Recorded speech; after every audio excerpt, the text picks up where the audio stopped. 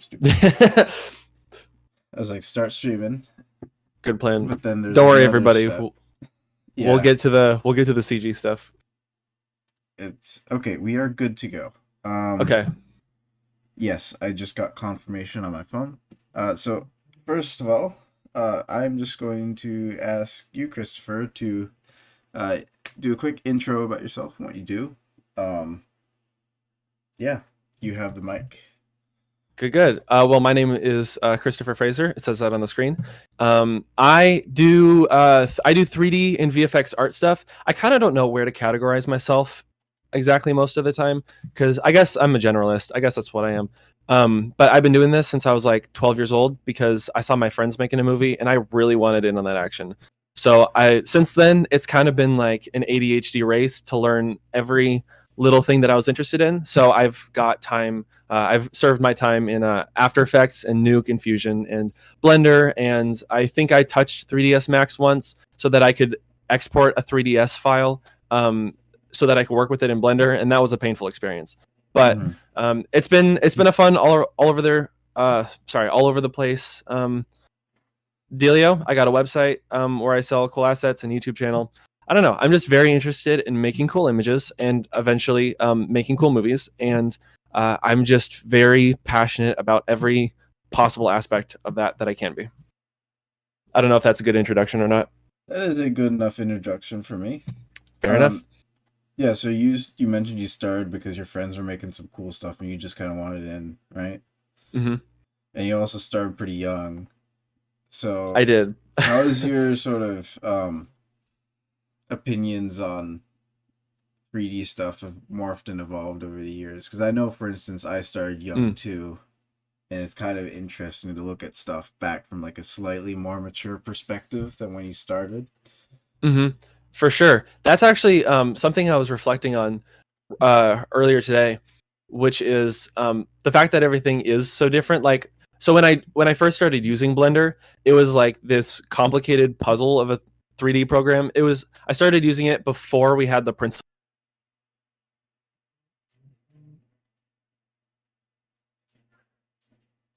And it was kind of this weird situation. Like back then, everybody was using After Effects. It was like the After Effects Element 3D era where everything was just like people were figuring it out and starting to learn that like sort of everyone anybody can do this sort of thing. But it wasn't the kind of thing like right now the tools are so available that anybody can do it to a professional level, and that's been the most incredible thing for me to watch as I've learned it and as I've almost grown up doing this is the fact that it started out as like, yeah, anybody can kind of do something, and now it's the kind of thing where like for a couple $1,000s you can get like a 4K cinema camera and an anamorphic lens and like professional 3D and compositing and editing software and free sound effects libraries and like the best real-time engine on the planet. And that to me is the most astonishing, like the most drastic difference is the fact that everything is so accessible to everybody now, and most of it is free. Yeah, or at least accessibly free-ish. In the last few years, a lot of stuff has been made free, and also a lot of stuff has gotten more expensive. It's a very weird separation of fates for a lot of products. Yeah, I certainly understand that there's a lot more accessibility in some places now, which is very cool. Indeed. Yeah, it's a neat perspective to have. Other than motion tracking software, that's still freaking expensive. Yeah, I have zero idea about any of that stuff. Hopefully we can touch on some of that stuff because I'm like a complete monkey when it comes to anything involving actual VFX and like comping stuff into like a live action plate. So I'm just scrolling through your Instagram. Is there anything, what do you think is the coolest project you've worked on in your CG career? In my CG, the first thing I was going to point out is like the one non-CG thing on there. Right now, those are the things that I really like. Some of my proudest, that's a video that I just shot for my friends. They're having a baby, and so that was a baby announcement that I shot. It's really fun. That's sweet. My favorite, the CG stuff that I'm most excited about right now on the page, is maybe the Trident was pretty cool, but so is the one with like the CG tanks and the one with the one This right one. next to it of the Hammerhead Corvette. Yeah, those. And the reason is, I mean, that all of these I could nerd out about on something, but on the accessibility topic, the cool thing about those two renders is that they were made. I think that the tank one was made using the Blender Kit add-on, and I think I largely used assets from either Blender Kit or Quixel for the Hammerhead one next to it, and even the Mushroom one Mm-hmm. on that's also right next to it. Um, Again, the ability to pay a nominal fee for a service that lets you use really high quality assets for free is something that's really excited me lately. Because Yep. sometimes I open up Blender and I don't know what I want to do, and I'll just like click show on the search bar for Blender Kit, and I just like scroll through some of the assets, and I'm like, oh, that looks cool, and you just kind of import it and just start building something out, and you're like, I guess this is a thing. That's Yeah, something that yeah. I found very interesting is asset libraries recently. It's a very I don't know, just off the top of my head, that's something that I found interesting. What is interesting about asset libraries to you though? It's just the fact that like, especially with some of these ones, like Blender Kit is a very good. I can recommend people pay like the $10 a month for Blender Kit.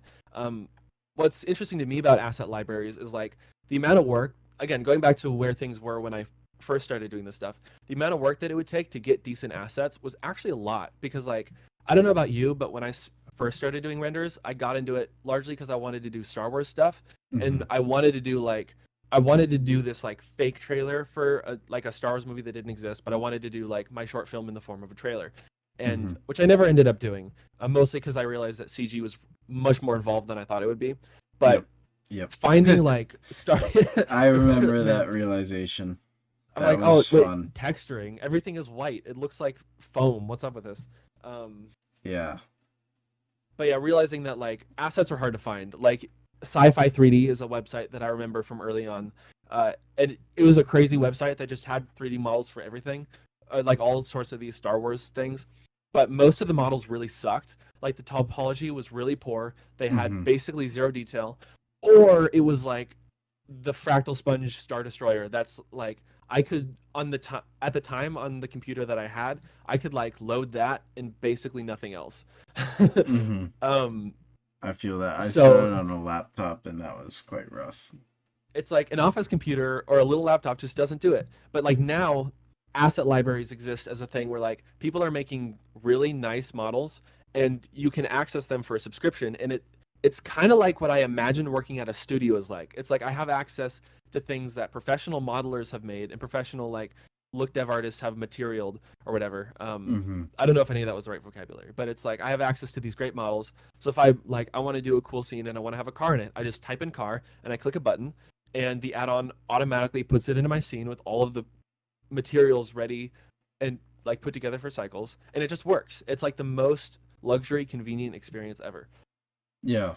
No, I certainly understand that. Yeah, it is. I come from a slightly different perspective because I think making the assets is more fun. Um, but That's valid.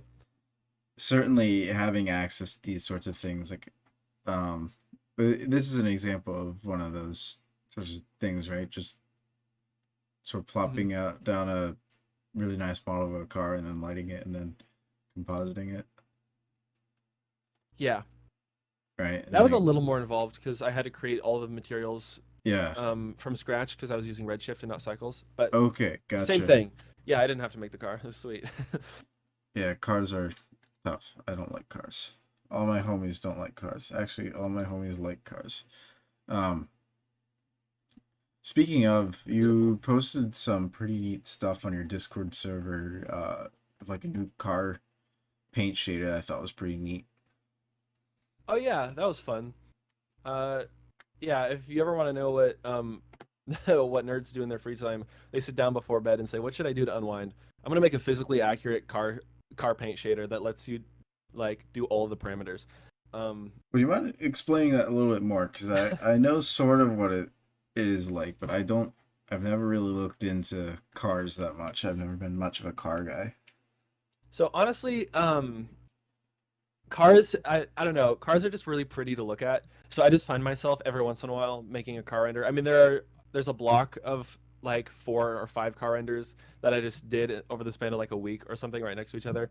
Yeah, Um, because I don't know, they're pretty. In terms of they car are. paint, it's Yep. kind of a really interesting layered material. I really like it as a shading experiment, car paint specifically, because it's got like multiple layers. To be fair, I said physically accurate. I don't know much about the physical accuracy of the shader necessarily, Hmm. but like when it comes to making like the layers of sparkles, it's like how do you emulate sorry, I should start over and slow down a little bit because I'm getting ahead of myself. It's a fun shader to build because it's layered, and so trying to recreate what multiple things look like as one thing, especially the way that they interact, because you get little quirks about the details, like the color of car paint isn't consistent across the whole thing. It Hmm. has for anybody who's familiar off the top of their head with Fresnel, um, sort of the you have a Fresnel effect on the color of the car, where like as the paint is more at an angle, the color actually turns to black, and it's not just that it becomes reflective, but it turns dark. Really? And I don't really know why that is. I think it's just an effect of like um Hold on. I think Let's. it's just an effect of like the glossy like shader or the gloss yeah, like whatever the gloss like acrylic that they put on top of it. I don't know what it is, but whatever it is that they put on top of it, it must be an effect of like the refraction just being weird. But it tends to get a little dark towards the edges. At least that's like the magic trick that's always made car shaders look good for me. And anytime I look it up, that's usually what people do is just a little layer of that on top. And you have like the layers of sparkles. It's like the sparkles, it's not like a rough, bumpy metallic surface. It's glitter. Like they layer in little metallic flakes. So like the way that you emulate that is you use like you have little like Voronoi tiles that are very small, and they each instead of using it as a bump, um, it's what did I do exactly? How do I explain this? You use that to directly feed into the normals. So like each tile reflects a different angle. Um, Hmm. anyways, it's a very interesting experiment to me because they're very shiny and sparkly and clean and nice. But you have to think about how these different elements interact with each other. And some of the physicality of like if you want to do like an iridescent shader, like it's more sometimes it's more than just like um a rainbow pattern on top of everything. You have to mess with like anisotropy and like with different color channels. I don't know. Yeah. It's wild. It's a whole bunch of stuff. It's fun to experiment with. I just like it because it's shiny. Yeah. This is one of the ones that it's like super kind of plays into that. This is on the Unreal Marketplace. I think I know what you're saying about that. It's pretty cool. Yeah. Um, yeah, I did see that you posted it on your server. You might have posted it on mine too. But I was like, oh, that actually looks pretty good. Um, Yeah. I need to even release it soon. even though I have zero idea what cars are. Um, but yeah, that's pretty cool. Um, have you done any like real deep dives into shading stuff? A little bit. That's yeah, a little bit. It's just always been one of those passive interests of mine, but it's Mm-hmm. never, I don't know. I've never sat down and done a deep I don't think I've ever sat down and done a deep dive into um how to specifically emulate one thing really accurately. Uh but it's something that I can't like it draws me and I can't help it. Like I create a thing. Recently I was doing planet experiments. Actually, here's a good example. I was doing some experiments with trying to do very efficient like basically real-time planets cuz Mm-hmm. who doesn't like to recreate planets? And I was trying to recreate like rings and that's always well, I can't say it's always something that's fascinated me, but like Saturn is my favorite planet, so it kind of has. But I just Rings are couldn't help but fun. think like on a large scale, how should it look physically accurately? So you kind of sit down for a moment and you just think like, how would okay if it's you break it down in your mind. Okay, if this is like a bunch like millions or billions of tiny little rocks and dust particles, how would it respond to different angles of light? Like it would be a little translucent, would it? But it's not exactly translucency. It's like iridescence from like light hits the front side of the rings and it bounces onto the back sides of these other asteroids. So it's like, Mm-hmm. how do you emulate how that looks? So theoretically, would it be a little brighter as you look at it from an angle because you're looking at the sides of the rocks, where theoretically you would see more illumination? You know what I mean? So Yeah. sometimes I don't know. It's an ADHD hyperfixation sort of thing for me. Yeah. I've never intentionally sat down to do it, but I find myself doing it a lot. Yeah. I'll just open this up because I like rings too. I solved that problem. I just use high anisotropy for stuff, and it like gives a little halo It does around make it the very pretty. stuff. Although my ring shading is probably the weakest part of my planet setup. I don't know that Mainly, it's physically accurate, but it's really pretty. yeah. I mean, the goal is sometimes isn't to be physically accurate, but True. um, yeah, I just think it probably needs more work, or I really am confident with it. But hey, I mean, it works really well for like 90% of cases, which is cool. Hmm. I think it's really pretty. I mean, the first time that I saw your ring shading, I was like, I don't think this is physically accurate at all. Like, it shouldn't look glossy, but I honestly, physically accurate approaches don't look as nice. They just something about it like looks like a bit of a glow, and it looks warm and sparkly and shiny and inviting. Yeah, And I don't know, it adds a little bit of spectacle for me. there's rings are very interesting to me, but there's also just generally speaking a lot of stuff that's really interesting to me about Hmm. planets. So it's hard to yeah, I Pick don't one. yeah, so I haven't really done too much. But I know if I really invested in making a good ring shader, I could probably make one that's both physically accurate and really cool. Hmm. Um, because usually it's one or the other. It usually is like that with most things in VFX, though, to be honest. Kind of got to That's balance true. spectacle with realism. Even though That's reality true. can be perfectly interesting. Also true. Sometimes reality is the best spectacle that you can go for. For sure. Planets are like that. Nobody My can tell me favorite otherwise. my favorite real life phenomena. I don't know if it's my favorite, but one of my favorites is called a I think it's called a parhelion. I'm never sure if I'm pronouncing it correctly here. I'll It's the diffraction pattern from the ice crystals in the atmosphere, right? yeah, I'll pull up so everybody else can see. I saw a little bit of it one time recently. It was crazy. Um, Do you mind sharing your I just screen? freaked out. Yeah, yeah. Um, I the button's grayed out for me. Can you not share? Nope. Okay. Oh, it could be because of your life. Yeah, that's probably it. I'm gonna stop streaming. All Yeah, right. that's it.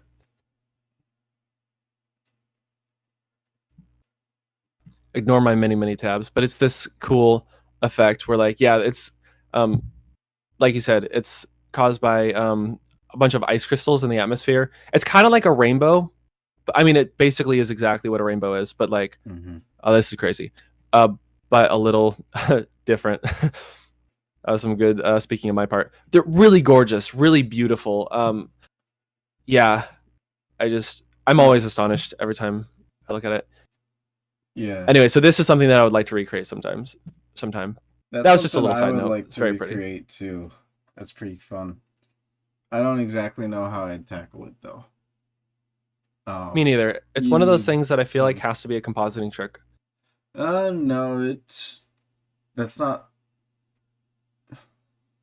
So compositing usually is like stuff that happens in the camera. This doesn't happen in the camera though. So Well, you can do often sometimes it's easy to do that. Actually, a lot of compositing, especially in Hollywood and more of the compositing I need to get into is a lot of like sometimes half the shot is built out in compositing. Um yeah, I've actually been getting more into the idea of doing effects compositing. So like building a 3D scene of like a fusion reactor starting up. And instead of having like a 3D volumetric thing for like the energy swirling around mm-hmm. the reactor, you can export a couple passes and basically apply textures. So you can export like UV passes from your 3D render.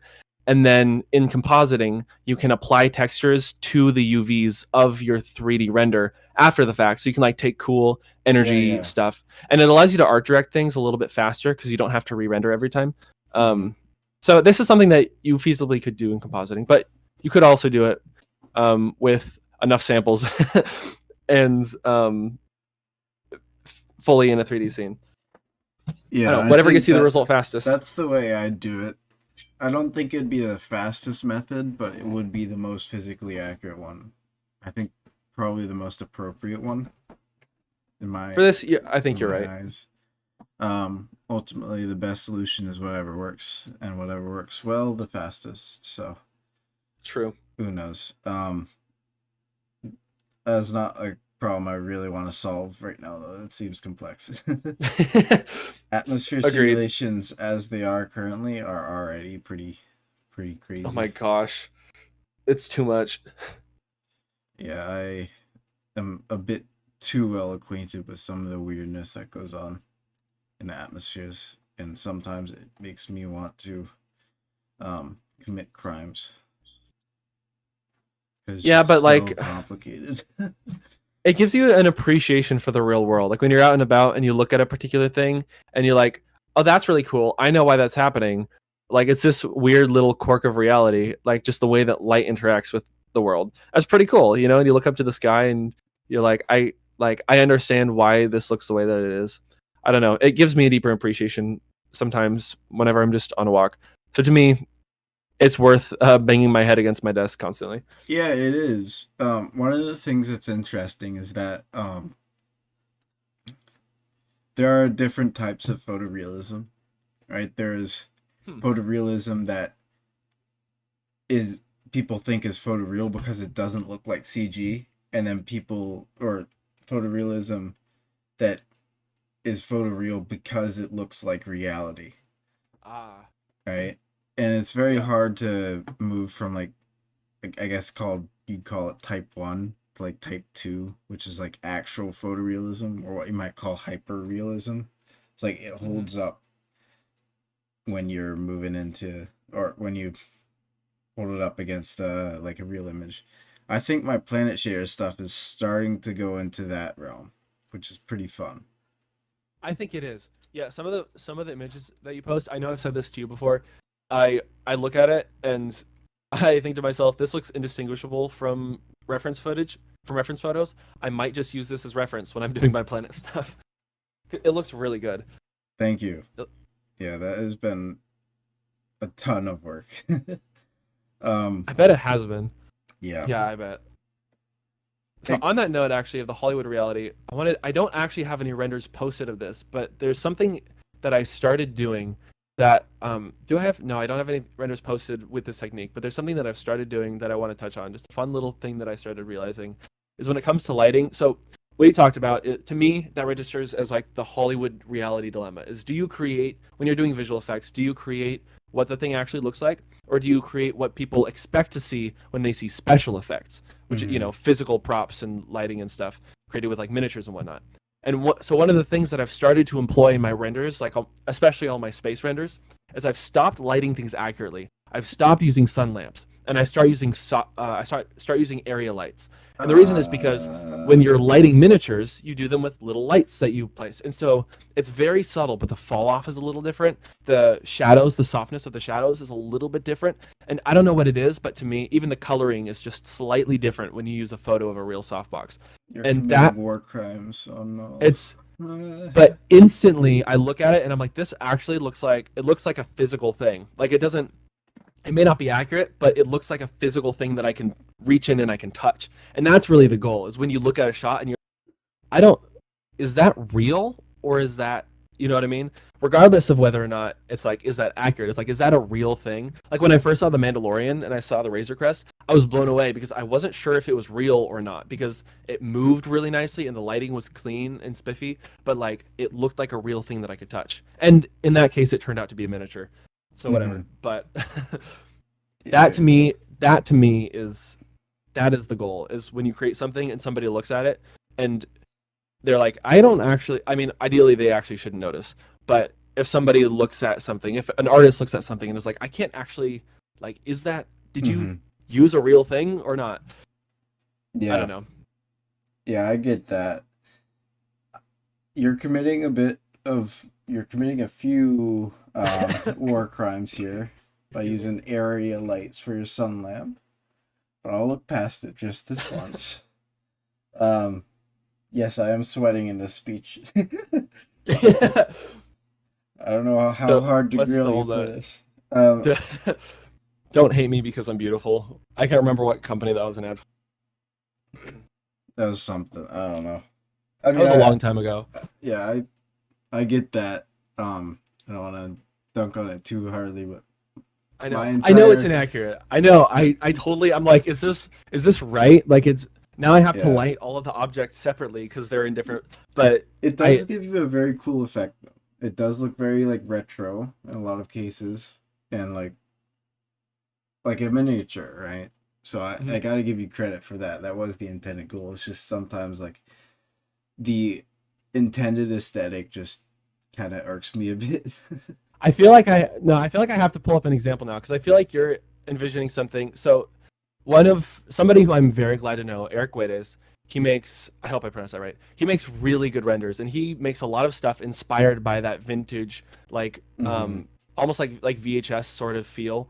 Kind of the same look that Howard Day goes for, which is like it doesn't look like the real thing. It looks like what they would have made in the 70s. Oh no, Um, I know exactly what you're trying to say. I don't have any major problems with it. It's just but like kind of but like personal that's taste. Yeah, but that's not the aesthetic that I go for. I'm gonna pull up a render because Okay. it looks what because the result that I got when I just recently did it with some TIE fighters, it looks way different. It's not about recreating like a studio setup, um, but the subtle it's a very subtle change in the lighting. Um, I'm looking for it. I'll find it. I'll find it any minute. It's For okay. sure. Anyways, it's little things like that. I don't know. It's cool. Yeah. I don't actually know where I left it. Maybe I'll It's all never find good. it. Maybe I'll just go ahead from now on thinking that I'm a terrible person, and No, I no, guess I'll never I recover from that. My reputation forever ruined.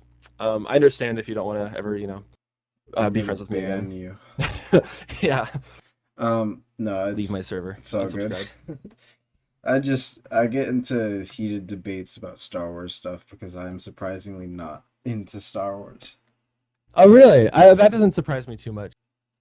Yeah, it's just I don't know, not really my taste. It is what it is. Yeah, that's It's fair. very Everybody's got their fun thing. because pretty much half of the server is like in the Blender Star Wars like community Hmm. intersection, you know. So it's just Yeah, kind of fun to be like, losers or something, that. I mean, that's where I because started. I'm kind of But a moron. I have no problems with that. No shame. Yeah, It's okay. I I respect everybody's opinions, even the bad ones. I yeah I do the same. Ultimately, it doesn't hold any weight. It's just like No. weird personal taste. Um, but yeah, that's pretty cool. Do you mind if we talk a little bit about YouTube stuff because you've been Yes, of course. pumping out I would some love to. cool stuff over there. So, how did that start up? It I've okay. So going back to the 12 years old thing, Mm-hmm. there were like three things that I was interested in. There was Minecraft, Star Wars, and visual effects, and those were kind of like my three things. My in terms of like my nerd world. Give us some Um, Minecraft Star Wars fan film, please. So yeah, I'll do the ILM things where I'll build it in Minecraft and I'll move myself like I'm moving to emulate the moving ships. Mm-hmm. Um, anyways, so Minecraft naturally led into lots of YouTube, and I really wanted to make Minecraft YouTube videos, and I have in recent years, and I probably will start to again on a secret channel that nobody knows about. It's actually not that secret. It's basically like my Discord username. Um, but I just YouTube was something that I already was doing, and I I don't know. It was a natural evolution for me to make a video, which was something that I was passionate about doing, making videos about the thing that I was about doing, which was the 3D stuff. And so where it really kicked off was actually like a merge of another thing, which was my interest in just creating a life around me where I can be lazy, which basically just means optimizing everything. Yep. So Yep. it really started with the planet shader that I made, which looking back on it, it's like obviously full of inaccuracies, but that wasn't really the point. I needed a way to make planets efficiently. And so I made a way to make planets efficiently. And I said, I might as well make this available to people. And I did. And I made a tutorial about it. And I was like, here's the shader. Here, you can go get it. You can go pick it up on my Gumroad. And then about a year later, I just kind of let that sit and I just went about my life. and about a year later, it had like 50,000 views, and like 5,000 people had downloaded the shader. And I was like, okay, maybe I should pursue this a little bit more. Yeah. And since then, I'm too deep into stop. I had the exact same experience. My first real video was a Planet Shader video that is way more popular than it should have been. And yeah, that was fun. A technically astounding video. It was. No, I don't know. It was a special video, that's for sure. I'm just gonna leave it at that. I had zero idea how to explain anything. I still don't, but I'm getting YouTube videos better. are really hard. They are, and that's why I chose not to have a production quality, at least in the start. I'm actually working on some fun stuff. Here, I'll see if I can share this with you guys because it's pretty cool. Oh, sneak peeks. Yeah. Let me just change my windows real quick. So I have in here, I've been working on some Nebula tutorial stuff, which I think is pretty cool. That's good timing because I started working on Nebula stuff last night. Yeah, man. Where is it? Fucking hell. Awesome. Yeah, My so stuff is obviously not going to be nearly as good as yours. I've been rendering turntables and shit. Whoa! Oh my gosh. How long did this take? About six seconds per frame. No way. Are you serious right now? Yeah. The entire thing rendered in like 15 or so minutes, I forget. That is the most incredible thing. Yeah, this was pretty cool as well. Do you remember when Gleb Alexandrov went to BlenderCon and had a whole speech about like spending the whole year trying to make any Nebula stuff at all, and it was like hours per frame and stuff, and you're just out here being like, yeah, oh my gosh. Sorry, I'm blown away. This is really cool. This is sweet. Yeah, I'm actually putting effort into the presentation for this one. Yeah, I mean, here's some proof, I guess. You can run it like in real time in the viewport. Is this in cycles or Eevee? It is cycles. Yeah, those are some techniques I'm going to be showing off. I've been living the good life when it comes to volume shading. I know, for real. I need to like infiltrate your home and steal some stuff on a thumb drive. Yeah, it's pretty fun. Anyways, enough about my stuff. That was just kind of sneak peek. No, that's so cool. So how's your Nebula stuff coming along? My Nebula stuff is okay. I guess I can let's see. I got like 2 PNGs. They're okay. Kind of mediocre. Here, I'll share my screen so we can see. Doop doop doop. So here, I'll pull it up here. So I mean, it's okay. I was just messing around. So all of this is emissive stuff. It's just like really cheap techniques. I don't know. It's, as far as nebulas go, it's not the most incredible thing that's ever been seen. But I had some fun, especially messing around a bit with the coloring, but also with some of the vector stuff to get this cool like kind of ballooning effect. Which is fun because like when you see pictures of nebulas that look like this, it just registers as flat because you see like the big shapes like the circles and these like tight. It's almost like eyeball like iris effect of like it all being sucked into the center. But it's fun being able to orbit around and see like it as a spherical volumetric thing. Anyways, I was just playing around with it for like an hour or two last night, so it's not incredible yet, but I guess it's a start. Yeah, I mean it doesn't look too bad, at least as far as emissive nebulas go. My stuff is fine stuff. My stuff is emissive too. I just massage it into looking. Oh, nice! I see Sam's HDRI dot blend. Oh yeah. I massage my stuff into looking like it was. Also, nice node organization. Thank you. If I don't do that, I don't know what's going on in my node tree anymore, and I can't change things. Yeah. Yeah. It's pretty simple. You know, I'm not doing any custom volume solvers or anything. Although you should be. But, you know, I should be. If I knew what was going on, and I don't actually know how to learn that. if I knew how to learn that, I would maybe be on it in my free time. I don't know if you Yeah. have any resources for that. I would actually love to do that. I was thinking about it. I Well, wanted to dabble in it a little bit, but I just don't know where to start. this upcoming tutorial should cover that. Do you want Okay, me to do? I don't want to make this too much about me, but do you want me to do like a quick breakdown of some of the stuff that's going on there? I would love to see. Yes. Just a like sneak peek. You'd have to stop sharing your screen. Oh yes, I forgot That's about all that. good. All right, let's share my Blender. Um, okay. Blender time. So I have a lot of stuff here. Most of this isn't actually being used. This is just the active scene. And then this is just where I set up the keyframes from like a driver over here. Okay. The gist of it is you have your density, which is here, which is basically just a couple of noise textures. And then you sample that at certain points, and that gives you your lighting info. If I turn this, move it back, you The can speed see. of this is insane. It's blowing my mind right now. Yeah, it's pretty cool. And the fun thing is more or lower volume step also reduces the noise, so you can get pretty crazy details. Wow. Yeah. And then It's just so sharp. yeah, man.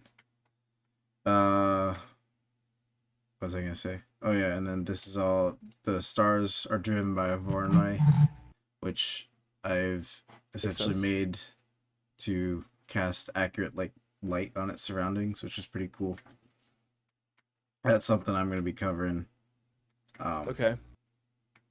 in the tutorial because it's a really neat effect, and it's something that you can only really do like this. But like I can change it to be give it a little bit like more dense, and it'll still cast light on its surroundings. Um, Ultimately, it's just figuring out that you can actually do compute shading in nodes.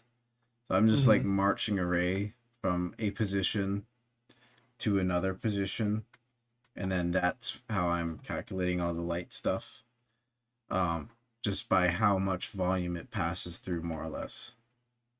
This is really interesting to look at because this there's no better way to put it other than this is not this is not a cycles render. I mean, it is technically, but like cycles at this point, it's you're almost like downgrading cycles and saying like take a back seat and just like do the math for me.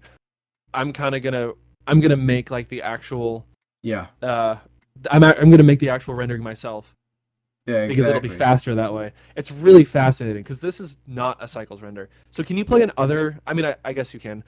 Um, does it work well to put in other noise textures other than Voronoi for the stars?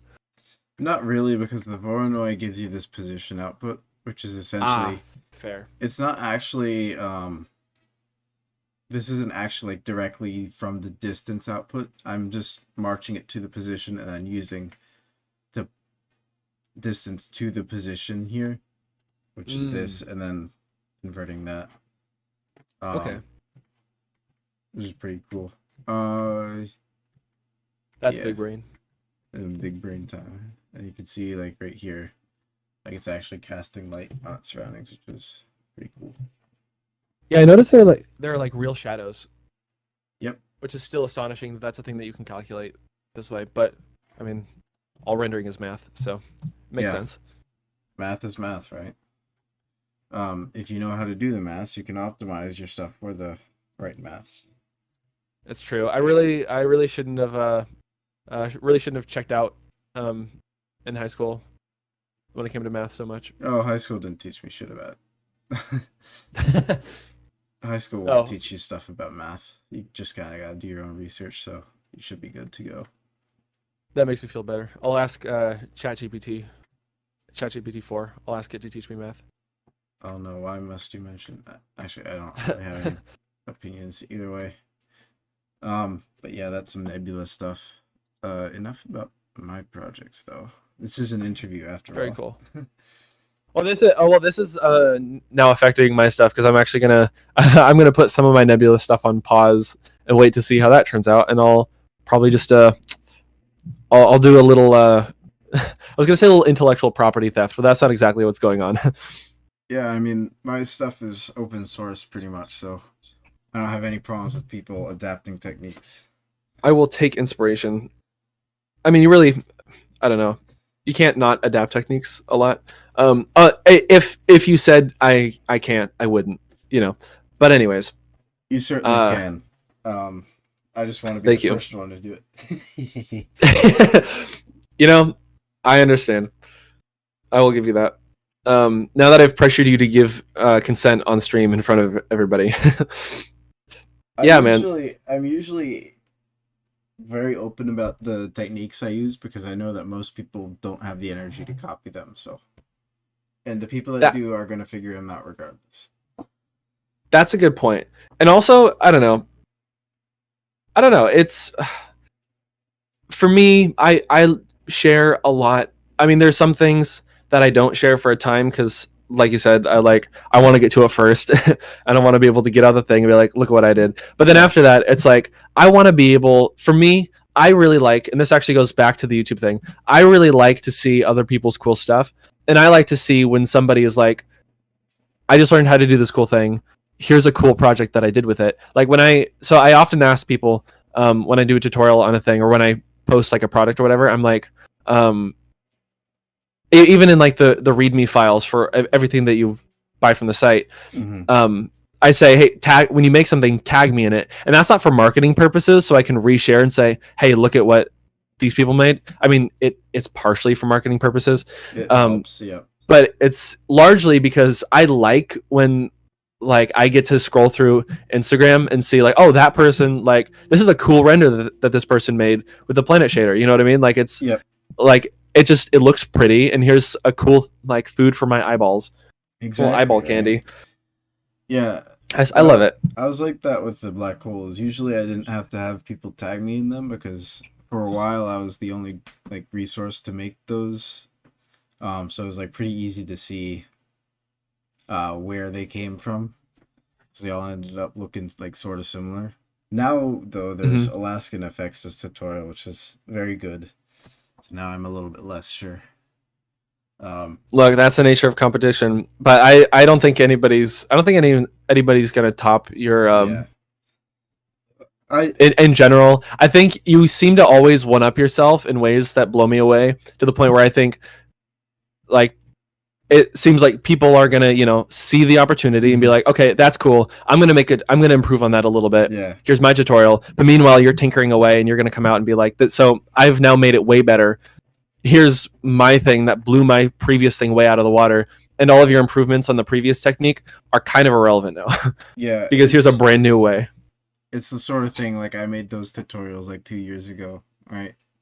They're Hmm. still sort of mainstream, so that was pretty cool.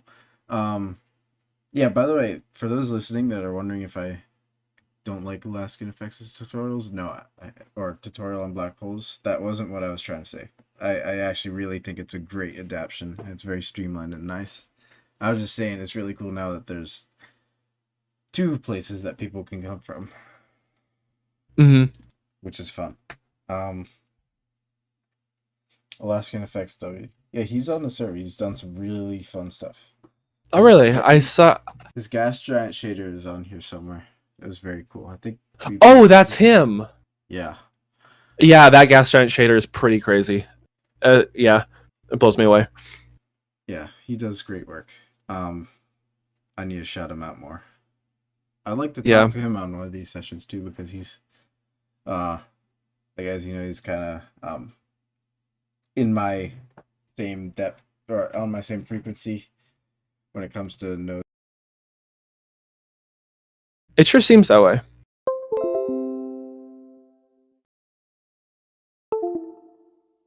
Hmm.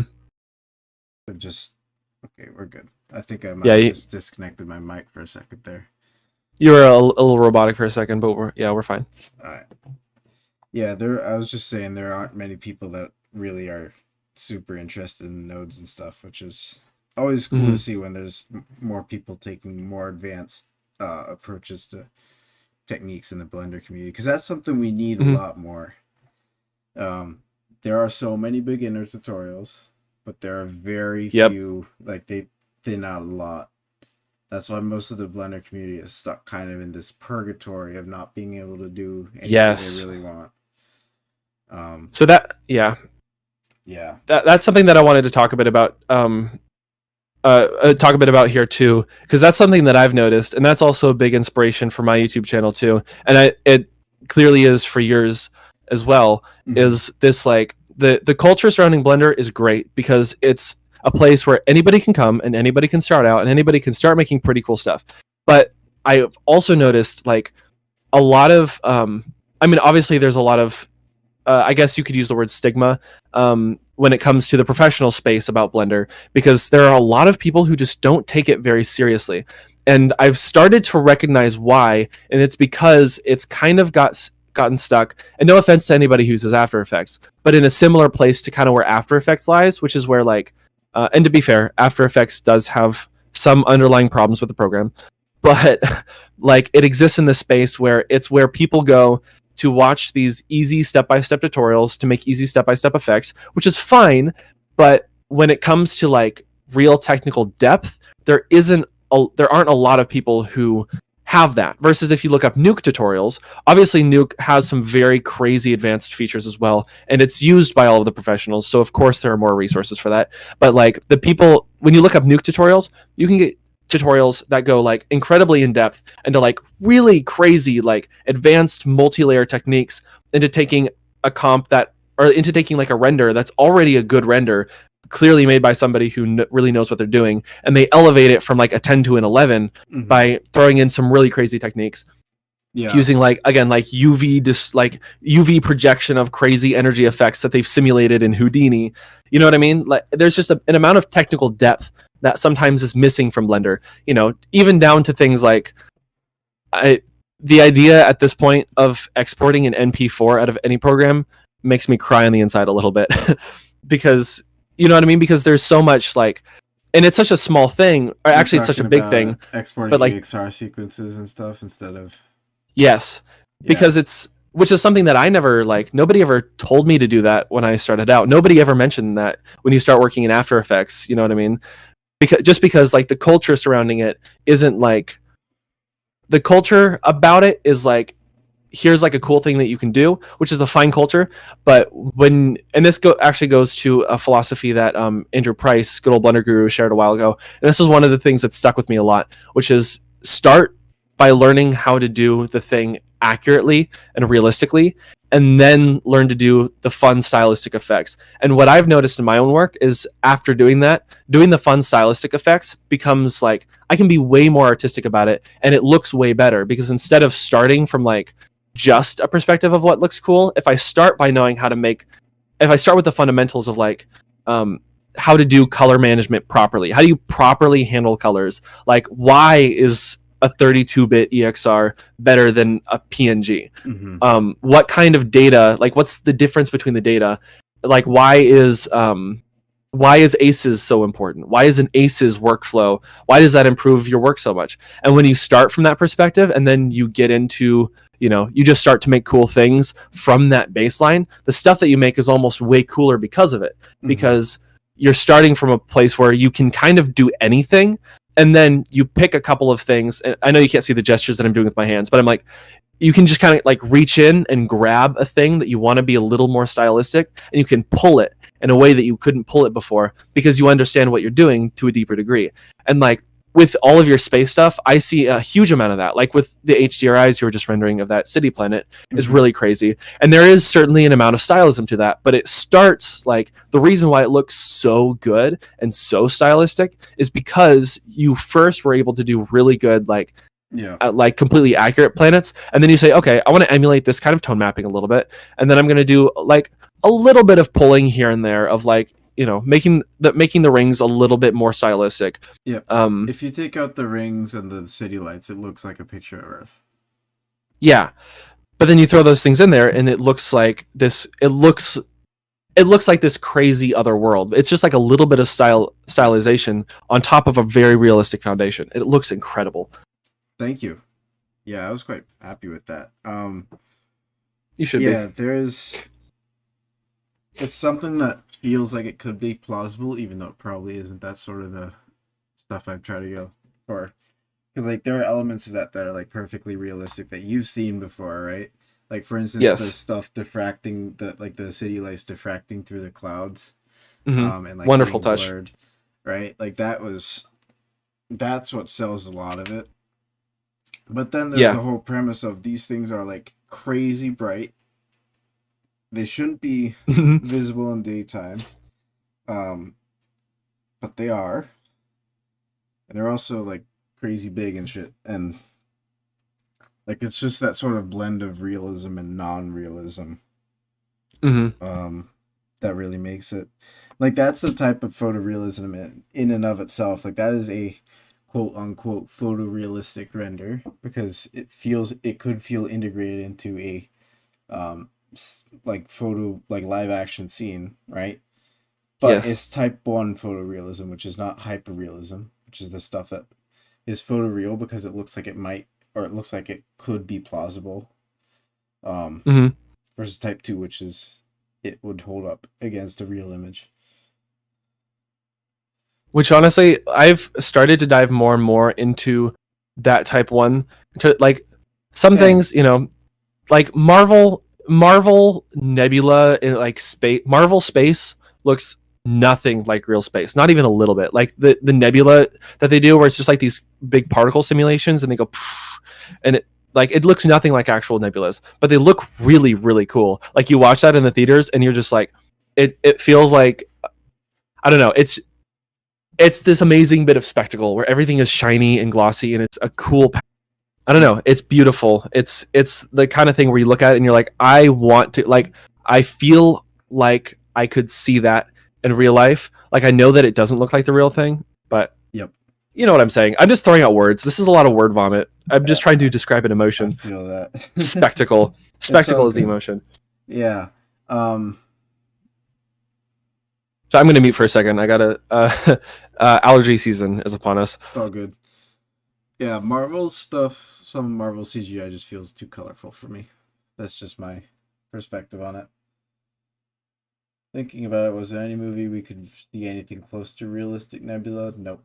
Because realistic Nebula, you do not see. Yeah. There's no such thing as seeing a realistic nebula because they're not often visible to the naked eye unless you're like really close up to them. Even then, they're very, very faint. Yeah, same with galaxies, really. Even though actually galaxies are a little bit brighter, I think. I forget. Yeah, a lot of space think stuff is massaged. when you look at like astrophotography of like the galaxy core, it brightens up a little bit, but yeah, I don't think it's as cloudy as it appears in visualizations. Galaxies, but it doesn't matter because it's beautiful. Galaxies are very thick, not thick in like they're discs, right? So they're only thick from like the side, so they can get pretty bright. Like I think Andromeda is pretty like visible from the naked eye. I don't know. You'd have to ask an astrophotographer. Got a couple of those around. That would be an interesting interview. I should really do that. That would be fun. What was I going to say? I was going to say something. This I don't know. You hadn't said it yet. This happens so often. It's actually insane. I always forget what I was going to say. It's like a trademark of the channel now. There is about 15 minutes to every hour of Sam just forgetting what he was going to say. And then there's also an additional 20 of him pontificating on that. Philosophically. This is the stupidest thing ever, but hey, it's pretty funny to me, so y'all have to sit through it. Editing for me is a lot of cutting out me not saying things right and then rephrasing like 4 times and fumbling over my words. Like it looks so clean. I look like such a good presenter in my videos. But if you saw like the takes, half of the things that I say I've rephrased a couple of times and had to restart my sentences because I trip over my words when I'm recording. It happens a lot. It's unreal how frequent it is. Yep. Yep. I feel that a lot. Um, Dude, this kind of circles back to the talk on like the Blender community and stuff. Mm-hmm. I make tutorials for a crowd that is sort of like the Houdini crowd, right?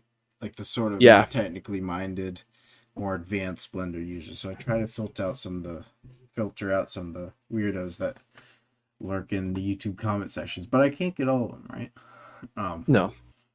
So I've gotten reprimanded like many times for not being perfectly concise in my tutorials, and I find that hilarious.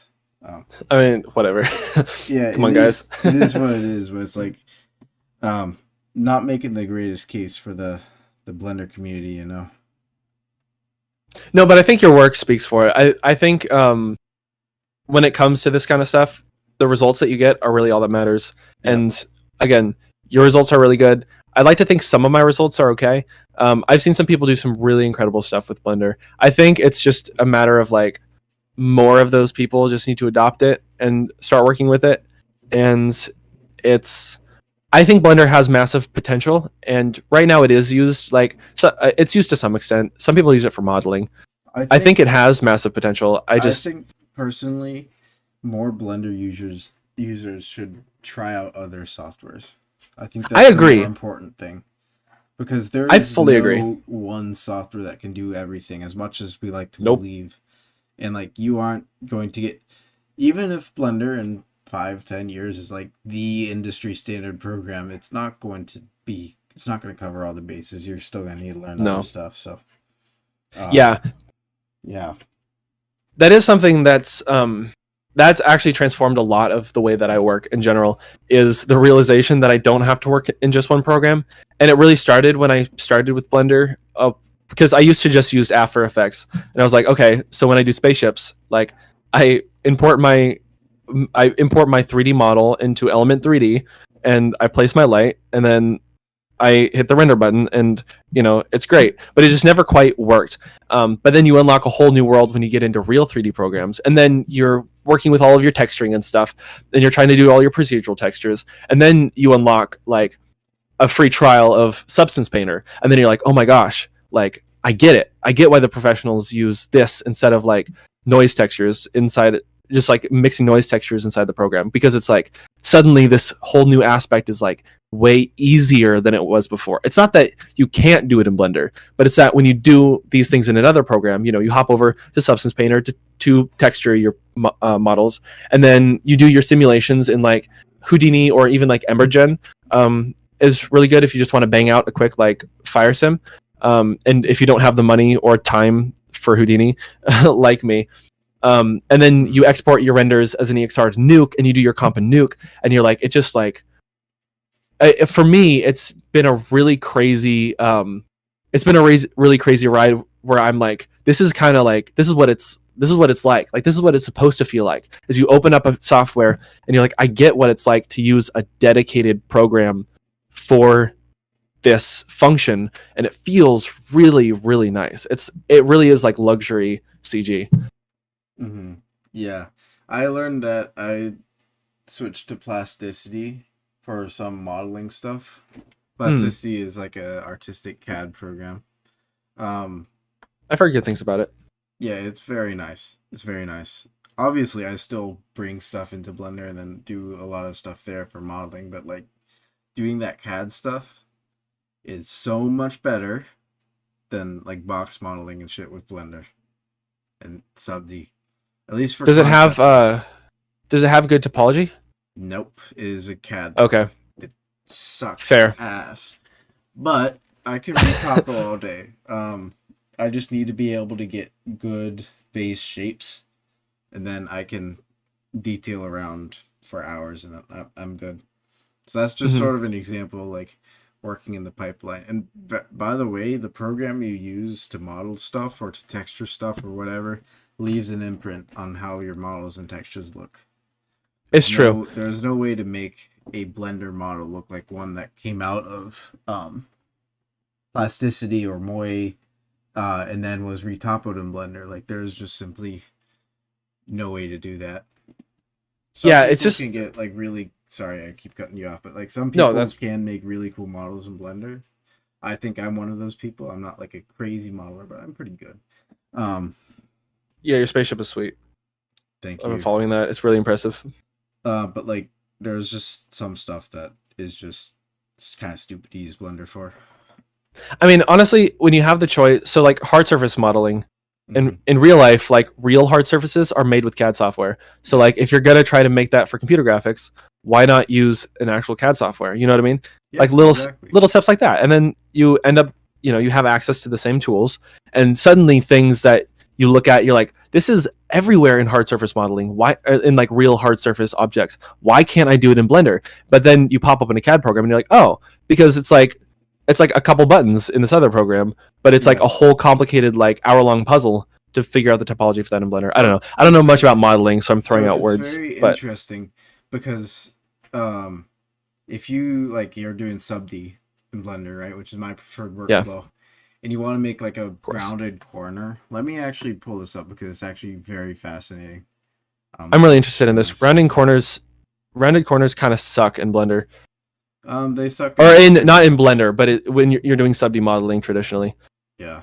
Let me just share my screen. Rounded surface, curved surfaces are like they're actually not too bad. You just gotta have enough topology. Can't really be Yeah. scared of topology, you know. Um, so if I am going to, so let's tab into edit mode. I'm gonna inset this and extrude this. Ladies and gentlemen, a true professional that did not Yeah. used it, embraced it. Okay. So if I'm gonna add a subdivision and just give it a Nice couple bowl. steps. Yeah. You could put that on the Unreal Marketplace. Also, smooth shading and don't sub D in edit mode, people. Everybody does this for some reason, and it's very strange, and I have no idea why. It does Okay. not work. There are like a million reasons to not do it. So if I want to get like pretty corners, I want to do something like this. Like I'm trying to get like a rounded corners on my inset. All right. So I get something that looks like this, right? Mm-hmm. I'll notice how the curve here is very strange. Yeah. This is not a perfect like semicircular curve, right? Not That's at all. why that's a lot of the things that makes Blender models look weird is because like it looks like this was CNC'd out from like a distance maybe, but you need more geometry. Which you can fix. It's just like more manual work, and it's a little like all you have to do is take those corners and move them in a little bit because it's like rounding off around a square, so you're getting that weird square. Versus like if you take all those and moving them in like if you just scale those all in a little bit, then you no, can. that won't actually solve the problem too well. What I do Oh is well. yeah, because if you sort of bend these faces in, it's just gonna sort of heighten the distortion around here. You need more Oh, support you're right. geo. So if you bevel it and then turn the shape down, and I'm not gonna fix the topology. You know what? Yeah, you got some try. Do it. Yeah. You're a man of integrity. Oh, I tried to an end. Look at that. A man of integrity. Yep. And then we're going to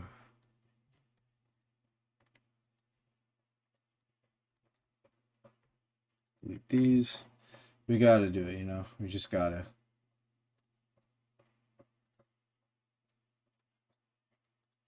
Okay, we're good. Nice. Quad topology. So this is the way to get rounded corners in Blender.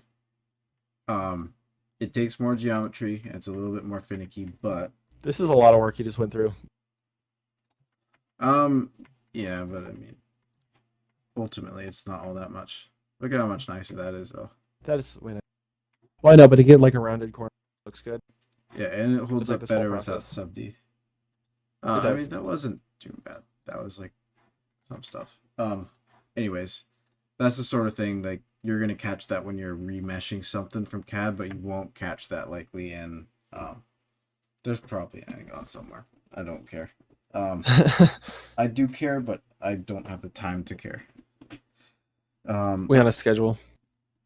Yeah. Oh fuck, we got Eisen in the chat. Eisen, what's up?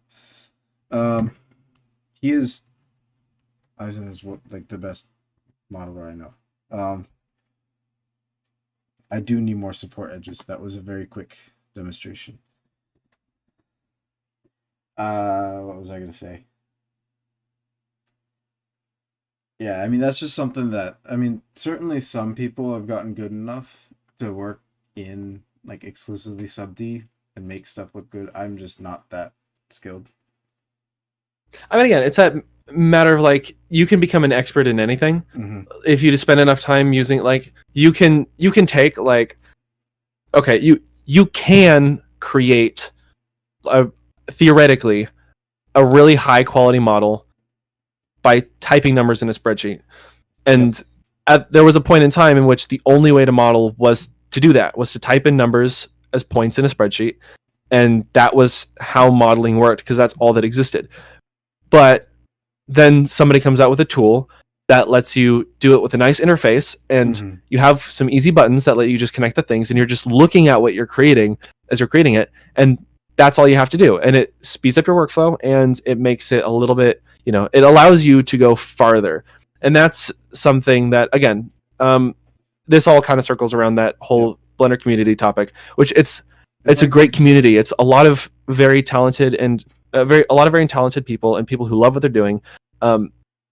For some people, I think that a very powerful realization for them to make is that it's okay to use other programs, and when you do, like you are going to be able to expand as an artist because you're going to be able to do so much more. Mm-hmm.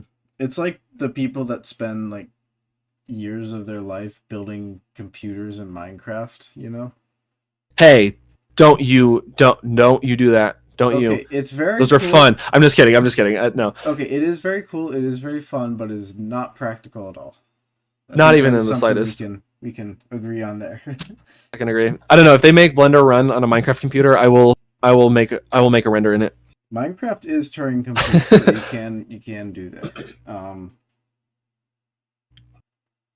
Yeah, that is. Yeah, Minecraft is Turing complete, so you can technically run Blender in Minecraft. Technically you can. Nobody's made the computer yet, though. That's the caveat. If somebody makes a computer, I will render an image. I will make a Minecraft Blender tutorial if somebody makes Blender Minecraft. Dude, mark my words. Somebody ported Doom to do you know Factorio? Yeah. Yeah, somebody ported Doom to that.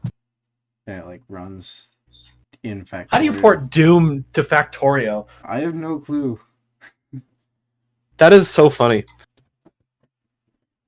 I guess I'm not that surprised. Factorio is definitely a nerd's game. Yep. I was just thinking about playing Factorio last night. I didn't do it, unfortunately. I made Nebulas instead. Yeah, that I need to. If I get that game, I'm going to sink way too many hours into it. I think because I've talked to people who've gone down the rabbit hole. And it's like if you're even slightly technically minded, it's like crack. Yeah, no, that's what so that's why this goes back to something that we talked about earlier, which is like, if you want to know what it's like to be a nerd, you unwind by doing really random nerdy crap. Like I sit down and I'm like, I feel like recreating a phenomena, like a trick of light. I feel like recreating like, a light physics phenomena in my free time. And I do that before bed, and then I go to bed, and then I wake up. Mm-hmm. Yeah, this is a hobby for me. This is like, technically right now, this is actually my job, but it's my hobby. It's what I do for fun. Mm-hmm. By the way, fair warning, I have to get going in about 10 minutes. No problem at all. So we can keep this going for a little while longer, but I do have to leave. That's what, whenever you need to cut it, we can cut it. Alrighty. Sorry to interrupt there. I forget we were talking about just doing nerdy shit. Yeah, I do nerdy shit all the time. It is something that you gotta do. You gotta let the nerd out, You do. I know people who are like way more nerdy than me that actually read books. Can you imagine that? I I was recently thinking about reading a book, and my eyes started hurting just thinking about it. Same. We are such techno babies. I know, seriously. I've got a bookshelf full of books that I really want to read. I want to read all of them, but I don't have the attention span for any of them. I have a hard time sitting down to watch movies for the same reason. It's very sad. Sometimes I do. The thing is, though, I know that if I sit down and carve out some time to do it, usually I'll totally get into it, Oh and yeah. it'll be great. It's the It's best just, thing. am I in the headspace to actually um enjoy it, you know? Hmm. I guess that's just the discipline obviously, thing that I need to learn. once you get started, especially with like movies, it's really easy to get sucked in. Hmm. Yeah. Um Factorio is actually correct for those who enjoy creative logic. So I've heard. I need to check it out sometime. I'm just reading some chat messages, by the way. Yeah. I I'm did not glad. know. I did not know Factorio had a complete set of logic operators. I guess I don't know how we would work without it, because that's kind of the whole thing. LFP animations. I'm glad there are people who like modeling this much because it's my least favorite part of 3D. Agreed. Um, what? Did you just speak the heresy? I've tried. I just I make like a weird amorphous like thing that kind of looks like somebody threw like a die in a blender, and then pun not intended. And then I'm like, oh, this sucks. I'm terrible at this, and then I quit. That's usually how my modeling experiences go. I just can't seem to figure it out. Yeah, that's fair. I used to be a really bad but really passionate modeler. That's good. Which was very interesting because I'd get started on something and then I'd like I didn't know how to block out. I still don't know how to block stuff out. But I'm a little bit better at managing stuff now. So I would Mhm. like make details and then it was like um